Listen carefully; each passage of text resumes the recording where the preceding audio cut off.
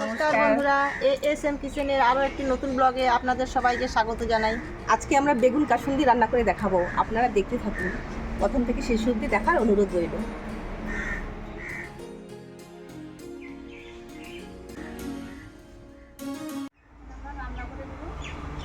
বেগুন কাসুন্দির জন্য বেগুনটাকে লম্বা লম্বা করে কাটবো। বেশি লম্বা তো সেই জন্য বেগুনটাকে দুই ফালি করে নেব। আর যদি ছোট বেগুন হয় তাহলে ভালো হয়, দু টুকরা করলে হয়ে যায়। হয়ে গেছে, এখন আমি ভালো করে ধুয়ে নেব বেগুনগুলোকে।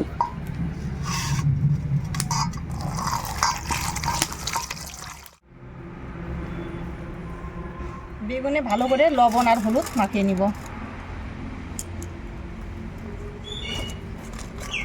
বেগুন কাসুন্দি করার জন্য আমি সর্ষেগুলো ভালো করে ধুয়ে নিয়েছি আগেই। এখন এই সর্ষেগুলো আমি মিক্সি জারটার মধ্যে ঢেলে দেব। এর মধ্যে কয়েকটা কাঁচা লঙ্কা দিয়ে দিব, দিয়ে ভালো করে পেস্ট করে নিব। এই মশলার মধ্যে একটু আমি লবণ দিয়ে দিচ্ছি।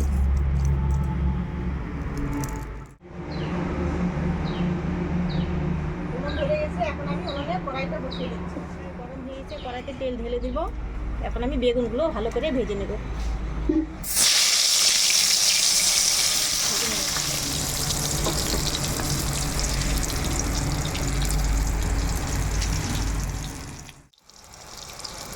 বেগুনগুলো ভালো মতো ভাজা হয়ে গেছে, আমি নামিয়ে নিচ্ছি। রান্না খেয়ে নদীর ঘাটে যাবো, আজকে ছট পূজা দিচ্ছে। বেগুন ভাজা হয়ে গেছে, এই বেগুন ভাজা তেলের মধ্যে আমি হাফ চামচ কালো জিরা দিয়ে দিলাম, একটা চিড়ে রাখা কাঁচা লঙ্কা, পেস্ট করা সর্ষে আর কাঁচা লঙ্কা দিয়ে দিলাম তেলে।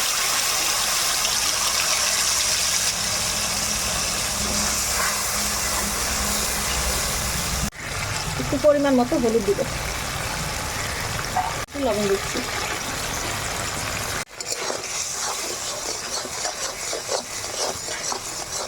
একটু স্বাদ অনুযায়ী চিনি দিয়ে দিচ্ছি।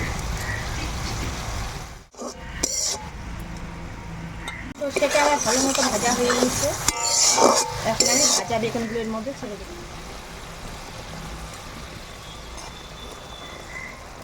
বেগুনগুলো ভালো করে সেদ্ধ হয়ে গেছে, এখন আমি কাসুন্দিটা দিয়ে দিচ্ছি।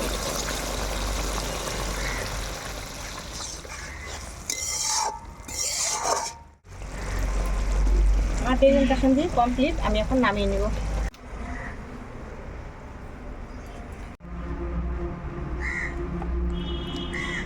কড়াইতে একটু তেল দিয়ে নেব, তেল দিয়ে আমি কারি পাতাগুলো একটু ভেজে নেব। ভেজে বেগুন কাসুন্দিটার মধ্যে ঢেলে দেবো।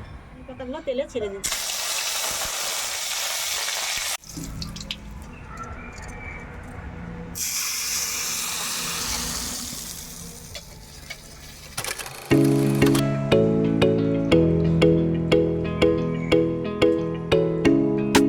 আমরা বেগুন কাসুন্দি রান্না করে দেখালাম, আপনারাও এইভাবে তৈরি করে খেয়ে দেখবেন, ভালো লাগবে। ভালো থাকবেন, সুস্থ থাকবেন, দেখা হবে আরেক নতুন আরেকটি রেসিপি নিয়ে।